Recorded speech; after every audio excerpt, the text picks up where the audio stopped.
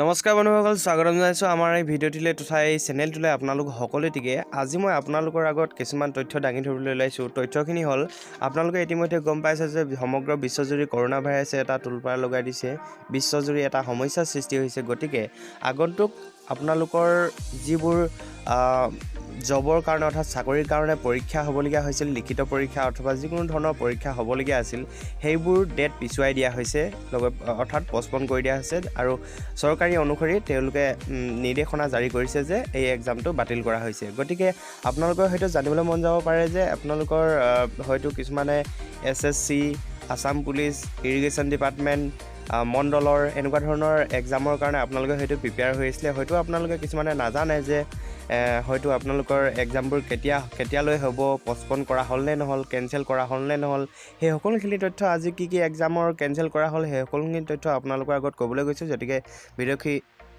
ভিডিঅ'টি আপোনালোকে সম্পূৰ্ণ চাই থাকক।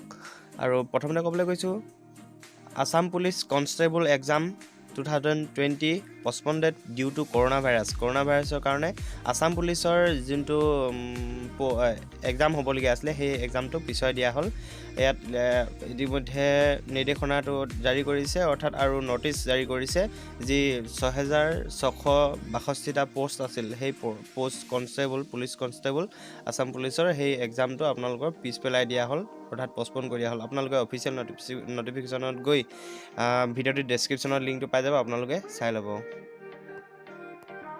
দ্বিতীয়টো আপোনালোকৰ চাকৰি SSC, CHSL অৰ্থাৎ ষ্টাফ চিলেকশ্যন কমিশ্যনৰ আণ্ডাৰত যোনটো এক্সাম হ'বলগীয়া আছিলে SSC, সেই SSC এক্সামটো কৰোণা ভাইৰাছৰ কাৰণে পষ্টপণ্ডেড কৰি দিয়া হৈছে। আৰু এইটো 17 মাৰ্চ তাৰিখৰ পৰা আৰু 28 মাৰ্চ তাৰিখলৈকে হ'বলগীয়া আছিলে নেকি এক্সামটো। মই ঠিক গম নাপাওঁ বাৰু, কিন্তু যিখিনি হওক এই এক্সামটো আপোনালোকৰ পষ্টপণ্ডেড কৰি দিয়া আছে, অৰ্থাৎ কেঞ্চেল কৰি দিয়া হৈছে। ইয়াত আপোনালোকৰ লিখিছে, এইখন নটিফিকেশ্যন আপোনালোকে চাই ল'ব। মই ইয়াত পঢ়ি শুনালে বহুতখিনি দীঘল হৈ যাব ভিডিঅ'টো, গতিকে আপোনালোকে ইতিমধ্যে গম পালেই, যিহেতু কথাটো গম পাবই লাগে। SSC এক্সামটো মুঠতে পষ্টপণ্ডেড কৰি দিয়া হ'ল কৰোণা ভাইৰাছৰ কাৰণে। লগতে আপোনালোকৰ 3 নম্বৰতে আহি পৰিছে, ইয়াত আপোনালোকৰ দেখা আছে যে corona virus threat CBSC board exams JEE main postponed, অৰ্থাৎ CBSC যোনটো এক্সাম হ'বলগীয়া আছিলে সেই এক্সামটো আপোনালোকৰ পষ্টপণ্ডেড কৰি দিয়া আছে। ইয়াত লিখিছে the central board of secondary education CBSE has decided to postponed to going board exams. এইটো ইতিমধ্যে আপোনালোকে গম পাইছে, 19 মাৰ্চৰ পৰা 31 মাৰ্চলৈকে এইটো বন্ধ কৰি দিয়া আছে কৰোণা ভাইৰাছৰ কাৰণে। চ' আৰু আছে, আপোনালোকে এই নটিফিকেশ্যনখন হয়তো চাব বিচাৰিব, গতিকে আপোনালোকে ভিডিঅ'ৰ ডেছক্ৰিপশ্যনলৈ গৈ চাই ল'ব পাৰিব। নটিফিকেশ্যন আপোনালোকে চাই ল'ব। ইয়াৰ পিছতে যোনটো আপোনালোকৰ এক্সাম হ'বলগীয়া আছিলে land notes and survey Assam RCCC এক্সট্ৰেঞ্চ এক্সাম, অৰ্থাৎ এইটো আপোনালোকৰ মণ্ডলৰ কাৰণে যিসকলে এপ্লাই কৰিছিলে সেইসকলৰ পৰীক্ষা এটা হ'বলগীয়া আছিলে।